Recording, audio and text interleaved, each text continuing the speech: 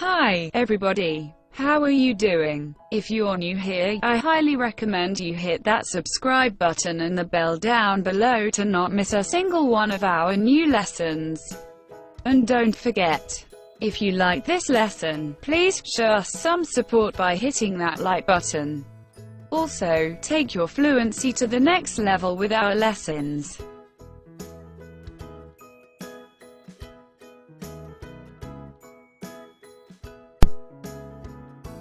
Lesson 11. 2 poems and a song. Do you remember the book of poems that Margaret got for her birthday, A Child's Garden of Verse by Robert Louis Stevenson? Here are 2 of the poems from that book. The wind. I saw you toss the kites on high, and blow the birds about the sky, and all around I heard you pass, like ladies' skirts across the grass. Oh wind, a blowing all day long. Oh wind, that sings so loud a song. I saw the different things you did, but always you yourself you hid. I felt you push, I heard you call, I could not see yourself at all. Oh wind, a blowing all day long. Oh wind, that sings so loud a song. Oh you that are so strong and cold, oh blower, are you young or old? Are you a beast of field and tree, or just a stronger child than me? Oh wind, a blowing all day long. Oh wind, that sings so loud a song. Pictures in the fire. It is getting dark and the little boy is looking into the coal fire, and as the flames and the red or black coals change their shape, he imagines he sees all these things happening. That is one reason, perhaps, why English people, especially English children, love their open fires. The lamps now glitter down the street.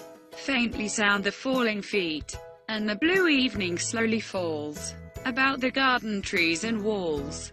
Now in the falling of the gloom, the red fire paints the empty room, and warmly on the roof it looks, and flickers on the backs of books. Armies march by tower and spire, of cities blazing in the fire, till as I gaze with staring eyes, the armies fade, the luster dies. Then once again the glow returns. Again the phantom city burns, and down the red-hot valley, lo, the phantom armies marching go. Blinking embers, tell me true, where are those armies marching to? And what the burning city is, that crumbles in your furnaces? Robert Louis Stevenson is one of the best-loved of British writers. He was born in Edinburgh in 1850. He wrote poems, books of travel, and essays, but his best-known works are his novels, especially Treasure Island, Kidnap, and Dr. Jekyll and Mr. Hyde.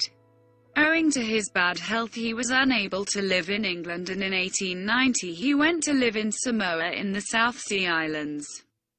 And it was there that he died, in 1894, and there he is buried.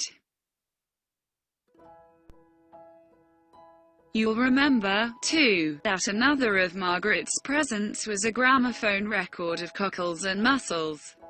This is an old English song. I am giving you here the words and the music so that you can sing it yourselves.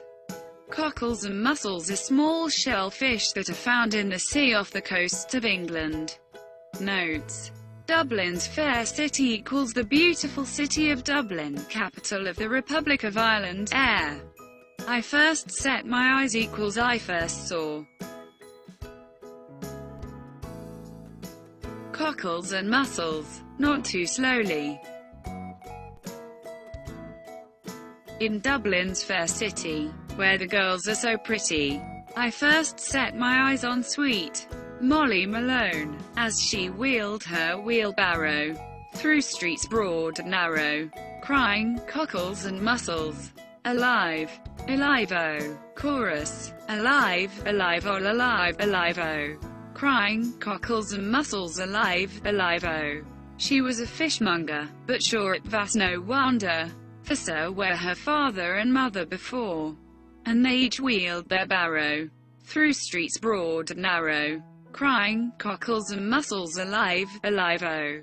Chorus. She died of a fever, and no one could save her. And that was the end of Sweet Molly Malone. But her ghost wheels her barrow through streets broad and narrow, crying, cockles, and mussels alive, alive-o. Chorus. Exercises. Exercise 1. Use in sentences. Toss, glitter, stare, kite, roof, return, skirt, army, blink, push, march, crumb, beast, spire, furnace, flame, blaze, novel. Exercise 2. Answer these questions about the two poems. 1. What did the wind toss on high? 2. What did it do to the birds? 3. What was the sound of the wind like as it went across the grass? 4. What did the boy feel the wind do and hear it do? 5. What questions does he ask the wind? 2. 1. What were the lamps doing? Where? 2. Who else was in the room besides the little boy? How do you know? 3. Were there any books in the room? Give a line from the poem to prove your answer. 4. What had the city in the fire? 5. What kind of a city does the poet call it?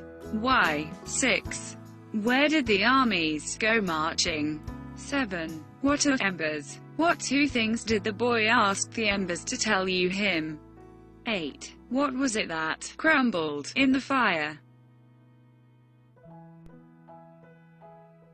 Dictation. Certainly one of the pleasures of an open fire is to sit and watch the red and yellow flames change shape as they burn the coal. Many children have imagined marching armies and shining cities as they stared into the blazing fire. In the country people burn wood also, which does not cost so much as coal, and has a pleasant smell. Sometimes it is hard to get the fire to start. The flame burns unsteadily and then dies out, and you must relay the fire and start again. But where the wind and rain are heard outside and darkness slowly comes, an Englishman loves his blazing fire. Composition. 1. Write a short composition about the pictures the little boy saw in the fire. 2. Have you ever seen pictures in the fire, or in the clouds? Tell what you saw there. 2-minute crossword. Clues. Across. 1. The color of the sky on a fine day. 2. Not difficult. 3. Stevenson saw the wind, the kites on high. Down. 1. Good better. 2. Hob, a knife and fork when he eats. 3. We see with them.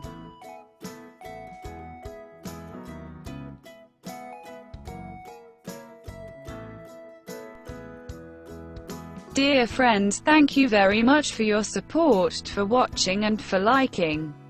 I wish you success in learning English. Subscribe to our channel, and good luck.